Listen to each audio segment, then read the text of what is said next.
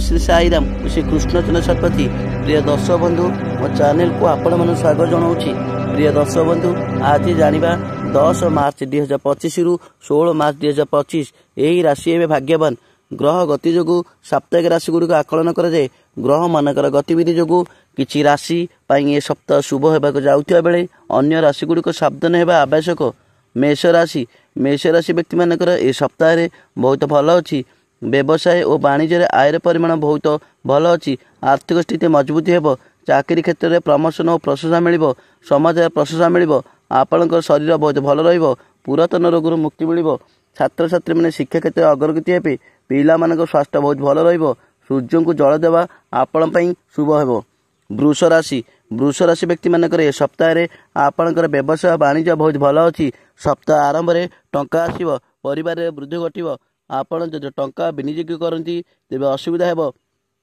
सप्ताह शेष में जमी निर्माण जान क्रय करेंगे। चाकरी क्षेत्र में उच्चस्थ व्यक्ति प्रशंसा मिल। आपण शरीर उन्नति घटव। छात्र छात्री ए सप्ताह भल अच्छी। आपण माता काली को प्रणाम करने आपण शुभ हो। मिथुन राशि व्यक्ति मानक ए सप्ताह आपणकर व्यवसाय भल। उत्तम स्वास्थ्य प्रेम संतान अवस्था भल किंतु छोट समस्या जारी रहिबो। सप्ताह आरंभ में तुम तारा परि उज्जवल हेबो। फाइनान्शियल आर्थिक स्थिति दृढ़ हेबो किंतु का सहित कारोबार करंतु नहीं। चाकरी क्षेत्र में उन्नति घटिबो। आपण काली माता को प्रणाम करेंगे एवं पाखे सबज जिनस रखिए भल। कर्कट राशि व्यक्ति मानकर ए सप्ताह व्यवसाय भल। स्वास्थ्य बहुत भल रहिबो। प्रेम संतान भल रहिबो किंतु सरकारी क्षेत्र में देखिए चलिए किंतु सप्ताह शेष में भल रहिबो। घरे बापा माँ को स्वास्थ्य प्रति जत्न नेबे। जुआ खेल बेटिंग किंबा लॉटरी रे टंका विनियोग करंतु नहीं। आपण लाल वस्तु रखिए आपण शुभ हेबो। सिंह राशि व्यक्ति मानकर ए सप्ताह व्यवसाय चाकरी क्षेत्र बहुत भल अच्छी। सरकारी क्षेत्र में प्रमोशन योग अच्छी। आपण देइथ टंका ए सप्ताह फेरस्त पाइबे। नूतन आय हम। भ्रमण योग रही। आपण स्वास्थ्य बहुत भल रही। पिला मानकर स्वास्थ्य और शिक्षा क्षेत्र बहुत भल अच्छी। आपण सूर्यदेव को जल दिंतु। कन्या राशि व्यक्ति ए सप्ताह व्यवसाय भल अटे। सप्ताह आरंभ में आप वृत्तिगत सफलता पाइबे। कोर्ट कचेरी विजयी हेबे। भ्रमण योग रही। आर्थिक परिस्थिति स्ट्रंग हेबो। चाकरी क्षेत्र में शुभफल पाइबे। आपण स्वास्थ्य और पिला स्वास्थ्य बहुत भल रही। आपण एक तंबा जिनिस दान करने शुभ हेबो। तुला राशि व्यक्ति मानकर ए सप्ताह व्यवसाय और वाणिज्य क्षेत्र में उन्नति हो। चाकरी क्षेत्र प्रमोशन और प्रशंसा पाइबे। आपण स्वास्थ्य मध्यम धर रही। प्रेम और आपण पिला स्वास्थ्य बहुत भल रही। आपण पारस्परिक संपर्क में विशेषकर स्वामी और स्त्री किसी मात्रा उत्थान पतन घटव। आपण शनिदेव को प्रणाम करंतु आपण शुभ हो।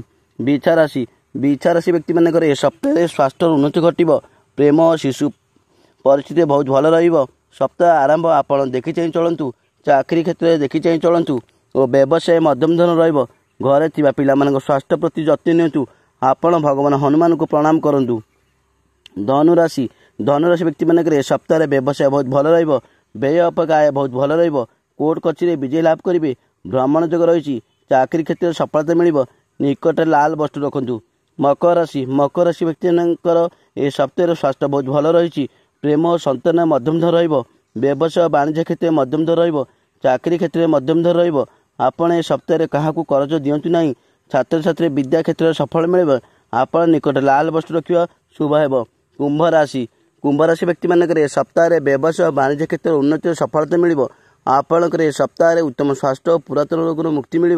आपण ए सप्ताह भावप्रवण भाव में कौन गुरुत्वपूर्ण निष्पत्ति निहति नहीं। तुम्हें तुम जीवन साथी ठारू संपूर्ण समर्थन मिल। चाकरी परिस्थिति भल हेबो। आपण पाखे सब जिनस पाखे रखुद शुभ हेबो। मीन राशि व्यक्ति मानकर ए सप्ताह व्यवसाय भल रहिबो। व्यय अपेक्षा आय अधिक रहिबो। चाकरी क्षेत्र में सफलता प्रशंसा पाइबे। आपण स्वास्थ्य मध्यम धन रहिबो। प्रेम और पिला मानक अवस्था परिवर्तन हेबो। छात्र छात्री मान पय भल समय। आपण शत्रु मान ठार विजय लाभ करेंगे। आपण सब जिनस दान करंतु। यह आपण पय शुभ रहिबो। जय जगन्नाथ। प्रिय दर्शक बंधु जदि मो भिडियोटी आपण मानक भल लगुଥାଏ तेबे भिडियो रे लाइक देबे कमेंट करिवे एवं भिडियो को शेयर कर देबे। आउ चैनल को सब्सक्राइब करने को भूलिबे नहीं। जय जगन्नाथ।